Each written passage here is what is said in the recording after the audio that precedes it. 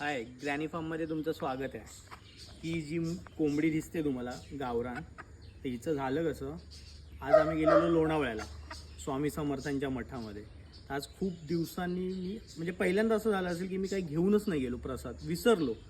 आणि ते त्यात नेमका माझा वाढदिवस होता.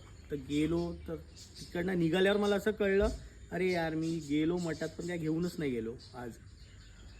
मग तसंच निघालो तिकडनं, मग जेवण केलं आणि कर्जतला आमची मैत्रीण आलेली दुबईवरून, तिला कर्जतला सोडलं, तिला डोंबिवलीला जायचं होतं. आणि आज नेमकं उलट्या रस्त्याने कर्जतवरून कडाव मार्गे आम्ही आलो. आणि मी डोक्यात येताना विचारच करतो की यार आज काहीतरी म्हणजे चांगलं झालं पाहिजे हातून. ते स्वामींना पण प्रसाद नाही दिला काही, तसं वाढदिवसा दिवशी निदान मी झाड तरी घेतो.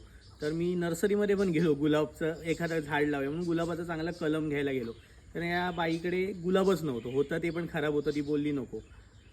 आणि येता येता काय मला पटकन वाटलं, म्हटलं अरे कडावला आलो आहे, इथे एक कोंबडीवाला आहे, त्यांच्याकडे मी नेहमी जातो आणि जे कापायला ठेवलेल्या कोंबड्या असतात ना त्या मी विकत घेतो आणि त्या माझ्या फार्मवर ठेवतो पाळायला.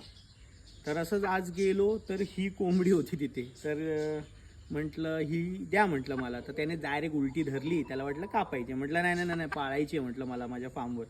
मग जो कापणारा होता तो मला बोलला की इसका नसीब अच्छा है सेठ, आज सुबह ही इसने अंडा देना चालू किया है. म्हणजे ही अंड देणारी आहे, जिथनं पण कुठनं आली, कोणी विकली असेल कापायला, म्हणजे ही प्रेग्नेंट आहे. आणि मग एक चांगलं काम असं झालं की अंड म्हणजे प्रेग्नेंट आहे ही, बिचारी कापली जाणार होती.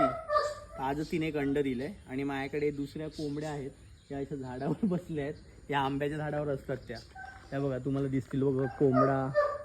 त्याचं नाव पुष्पा आहे. त्याच्या बाजूला एक कोंबडी अजून एक खाली कुठेतरी असेल. आता उद्यापासून ही पण त्यांच्याबरोबर राहील आणि एक समाधान आहे. चला तिकडे प्रसाद नाही घेऊन गेलो, काही विसरलो, पण एक चांगला जीव वाचवला आणि ते पण प्रेग्नेंट कोंबडी. चला धन्यवाद.